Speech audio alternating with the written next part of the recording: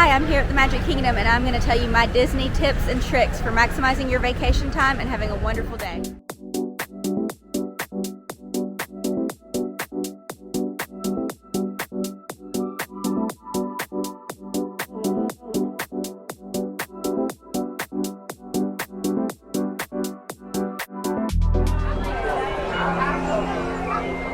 I already recorded a Magic Kingdom specific tips and tricks video, which will be coming to my channel soon.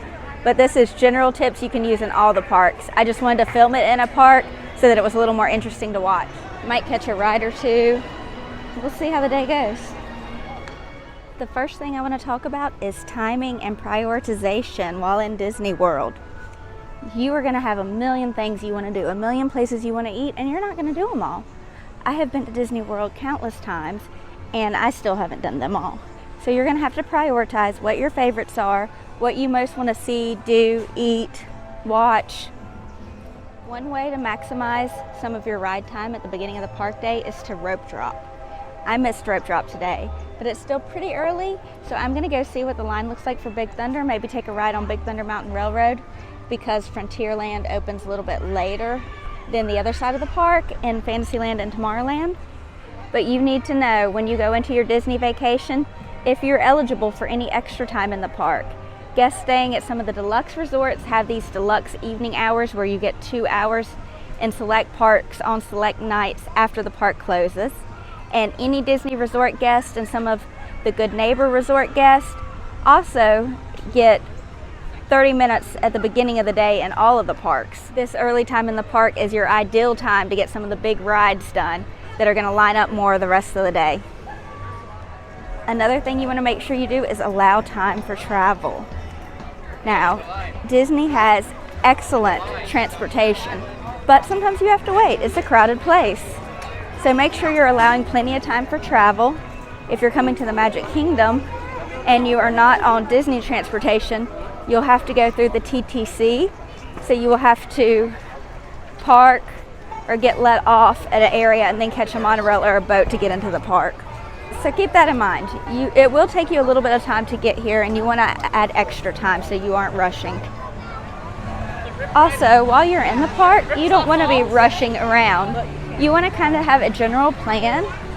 I like to map out what I'm going to do that day, and I like to put a little extra time with stuff.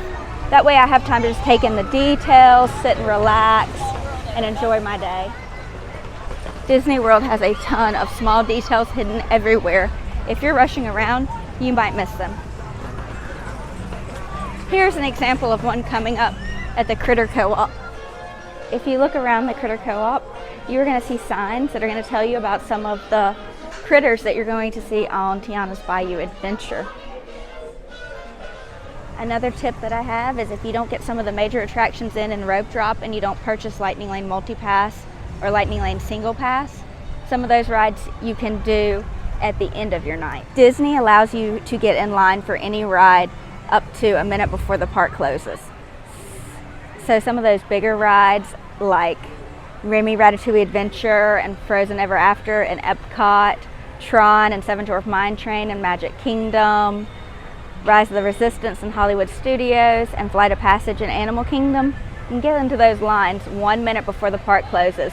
And then you're using your time to wait in line after the park is already closed. Now, I'm not going to discuss my Lightning Lane Multi-Pass and Single Pass strategies as much in this video. I have videos out for each park about that. It's just too big a bear to tackle in one video with the other two. Okay, Big Thunder Mountain Railroad has a 30-minute wait right now.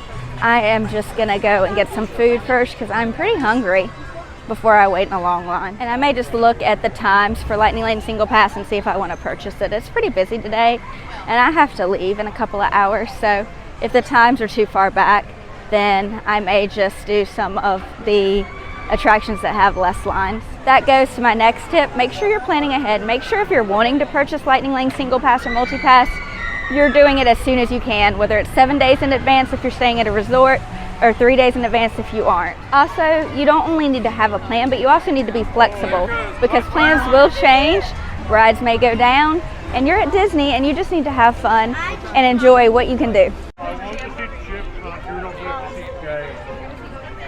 just following a bear. Hi! How are you? Can we get a picture together? Okay, we are going to walk to Fantasyland and start talking about food. Disney has a different food policy than some theme parks. They allow you to bring your own food into the park. So if you want to try to save some money on your trip, you can bring some of your own meals. Because let's be honest, the food at Disney is expensive. The food everywhere is expensive. You can also have groceries delivered to your hotel. There are a few different services that do this. I typically use Instacart just because I have a membership. I do this to get my Mountain Dew because I love Mountain Dew and Disney has Coke products. Okay, let's get in line for It's a Small World while we talk. You can also use mobile ordering on the My Disney Experience app to save time at many of the restaurants. I really recommend it at some of the more popular ones like Casey's Corner and Woody's Lunchbox. You can order in advance and then you just click a button and let them know when you have arrived.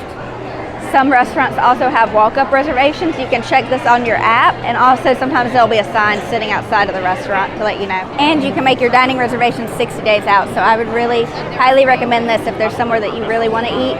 You go ahead and make it on that 60-day mark. The reservation window opens at 6 a.m.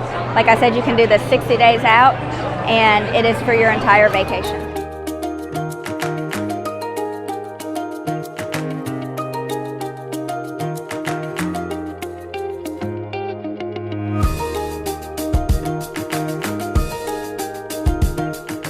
Another money-saving tip, you can order off the kids' meal at any age. This is something I really like to do because I never finish all my food. I don't really want to carry leftovers around the park, so I just order off the kids' meal. Let's talk in general about rides. I will have specific rides in my tips videos for each of the parks. You need to know your virtual queues before you get here and how to do it. At the time of filming, Disney has 2 virtual queues, Cosmic Rewind at Epcot and Tiana's Bayou Adventure at the Magic Kingdom. For these virtual queues, you need to sign up for them right at the time because they go quickly. And this is the only way you can ride these 2 attractions for free.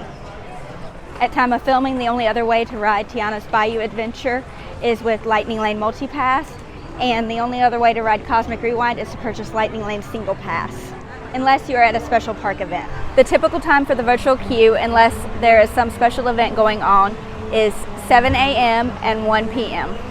A lot of people will recommend having a world clock app open on a phone so that you know the exact time. I don't do this. I just keep refreshing until it's time to hit the join queue button. But that kind of depends on what your preference is. You can also have multiple people logged in on different devices on their accounts trying to get it. It will only let you get one, but that's another tip. For the 1 o'clock virtual queue, you have to be in the park. Right now, I'm currently doing another ride tip that I wanted to tell you about. Seven Dwarf Mine Train is down. So, if there is a ride you want to ride and you notice that it's having some downtime, sometimes you can kind of hang out near the ride. If it opens up and you get right in line, you can beat waiting in a long line. Another way to avoid lines is to purchase that Lightning Lane Multi-Pass or the Lightning Lane Single Pass. You need to know which lines to prioritize. I go in more detail about this in each individual park's multi-pass videos, but for Magic Kingdom, some of the rides that I really will prioritize getting an early multi-pass on are Tiana's Bayou Adventure, Jungle Cruise, Peter Pan's Flight. Epcot, it's going to be Remy's Ratatouille Adventure and Frozen Ever After. Test Track also was one, but at time of filming it's down. Animal Kingdom, Navi River Journey. And for Hollywood Studios, Tower of Terror, Midway Mania, and of course, Slinky Dog Dash. This is one you should always prioritize, if you want to ride it, that is. You can also consider single rider lines. These are lines that are great for reducing your wait time, but they will split up your party. Currently, the rides that have single rider lines are the Millennium Falcon, Smuggler's Run, Rock and Roller Coaster, Expedition Everest. At one point, they were trying a single rider line on Rise of the Resistance. A lot of people didn't like it because you missed part of the pre-show. And Test Track used to have a single rider line. Now, the single rider line doesn't always work. There are times when it could be just as long as the standby line, but I typically have pretty good luck with them, especially Smuggler's Run, Test Track, and Everest. If you have a little one who doesn't want to ride the ride, there is a rider swap available where you wait in line, you and the kiddo, and then one parent will go on the ride and then the other one will. let's get in line for teacups while we talk. I typically try to purchase my Lightning Lane single passes for a little bit later in the day. This is because the multi-passes, I want to scan in early and use them as quick as I can before they get booked too far out. The single pass, you already have it booked. With that being said, Rise of the Resistance does have downtime sometimes because it's a trackless ride system. So you may want to, sorry, I had an ant on my hand. Rise of the Resistance, you may want to book a little bit earlier so that you have time to account for if it is down. I also book a thing that I call a Catalyst Lightning Lane sometimes. This is typically a quick ride that I can book at a super early time, like say Dumbo Flying Elephants in Magic Kingdom, or the teacups. With this Catalyst line option, as soon as you tap into your first Lightning Lane in your first park of the day, you unlock park hopping, so then you can start booking Lightning Lanes at other parks, and you also unlock the ability to book Tier 1 attractions again. Okay, sorry, I had to get out of the teacup line. It looked like it was getting a little bit longer, and then I looked at the time again, and I really want to ride the riverboat, so I want to make sure I'm down there at 11 to get it. Anyway, what I was saying about Lightning Lane multi-pass is that in Epcot, Magic Kingdom, and Hollywood Studios, you can book 1 Tier 1 ride and 2 Tier 2 rides. The Tier 1 rides are the more popular rides typically, with the exception of Tower Terror. I don't know why it isn't a Tier 1 ride. With those parks, you book 1 Tier 1 ride, 2 Tier 2 rides. But once you badge in for your first ride, whether it be a Tier 1 ride or not, you can go ahead and book other Tier 1 rides. That's why I'm calling it a Catalyst Lightning Lane, because it unlocks so many other options. Another amazing thing to see at Disney are the shows. Disney has some amazing live shows. Sometimes these shows don't run at the exact same hours of the park hours, meaning that sometimes the shows end earlier than the park closes. So just make sure if you have a show you really want to see that you know what times it is showing. Also, for those nighttime spectaculars like Fantasmic, Happily Ever After, Luminous, you want to get there early to get your spot. People are lining up, and you really want to have a good spot so that you can see the show. Now, there are certain packages and things that you can purchase to where you can get guaranteed seating at different areas for the shows. Magic Kingdom has a dessert package option.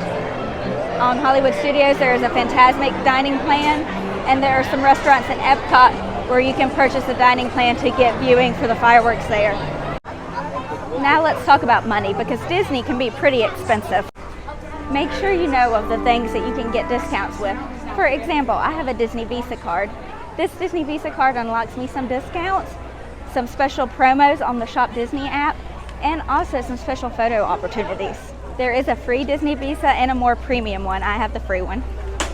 Also, annual pass holders receive discounts on dining and merchandise. Depending on how long you're going to be in Disney, or if you're going multiple times a year, you definitely want to look into the annual pass option to see if it will save you money to have the pass. Also, if you have an annual pass and you buy a drink or something in a gift shop, you can get your pass holder discount on it. Now, I feel kind of cheap when I do that, but if you're spending $4 to $5 on a Coke, you really should get your discount on it. Also, check Shop Disney for promotions. Sometimes you can get some of the Disney merchandise at a deal on Shop Disney.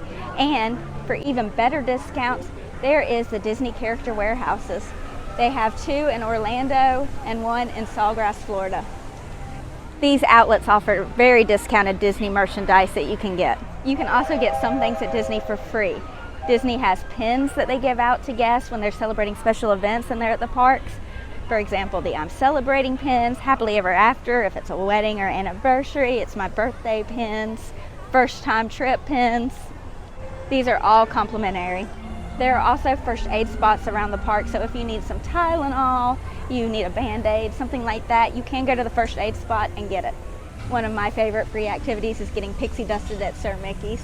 This is just where a cast member sprinkles you with glitter.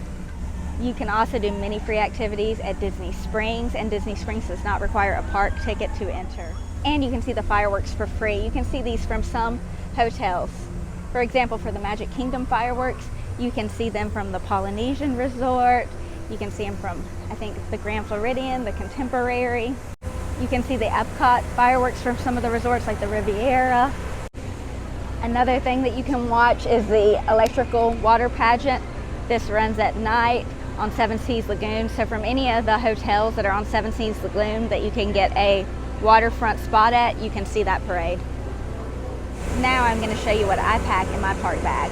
First off, Disney is hot, so I like to have some type of anti-chafe stick. I put it in a plastic bag in case it melts. Case for any meds I want to keep on hand. Now you can get a lot of over-the-counter meds at the first aid stand. I like to have some glucose tabs on hand in case I feel shaky. No matter what the weather says, I like to have a poncho on hand and shoe covers if I'm wearing sneakers. A hydration multiplier in the summer to keep hydrated. A wallet with physical cards in case my Magic Band or Apple Pay doesn't work. A mini hairbrush because I have long hair and love thrill rides. Hair ties, sunscreen, and moleskins in case my shoes start rubbing. My 𝐬𝐨𝐜𝐢𝐚, a battery pack, and my microphone. I also like to bring an extra long charging cable that has all 3 different types of end. And of course, sunglasses. Another tip that I have is don't sleep on the Play Disney app. This is an app that you can download. It is separate from the My Disney Experience app, and it allows you to play games while you wait in line, interact with certain things around the park. It is a lot of fun. Also, make sure you have good shoes and they are broken in. I typically like to wear sandals because if it rains, you don't have the wet sock, wet shoe issue. But when I do wear sneakers, I bring shoe covers with me. That way my sneakers don't get wet. You also want to pack at least 2 different types of shoes on your Disney vacation. That way if one shoe does start bothering you, you have a backup. You don't want to end up having to buy shoes in the Disney gift shop because your shoes are hurting your feet so much or because your shoes are soaked. Look into the Memory Maker and see if that is a good option for your family. When you buy Lightning Lane Multipass, you do get your ride pictures on that, but with Memory Maker, you get so much more. You get pictures all around the park with the PhotoPass photographers. I have it, I love it, but it depends on you and your family. All right, I'm gonna enjoy this boat ride, and I will be back briefly to tell you a couple more tips.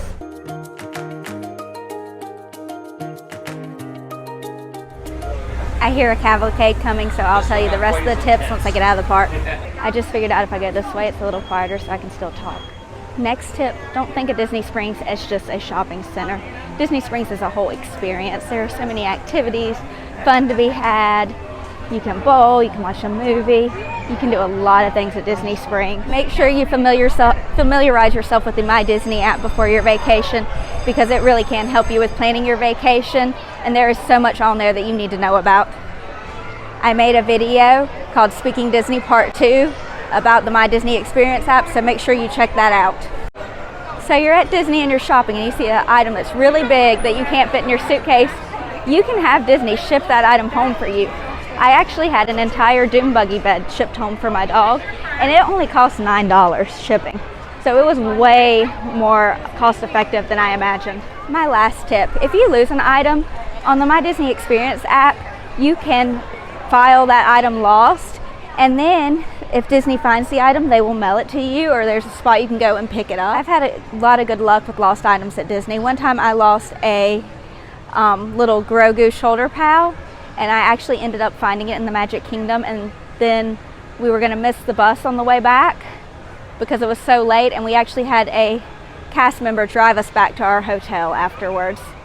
Then I lost my Magic Band on Mine Train, and Disney did find it and mail it back to me. Alright, well this is the end of this video. I hope that this video helped you with planning your vacation, and I hope you find all these tips and tricks very helpful. If you like this video, make sure you give it a thumbs up and go ahead and subscribe to my channel. Now check out one of my Lightning Lane videos or my video about the My Disney Experience app to help you plan for your vacation.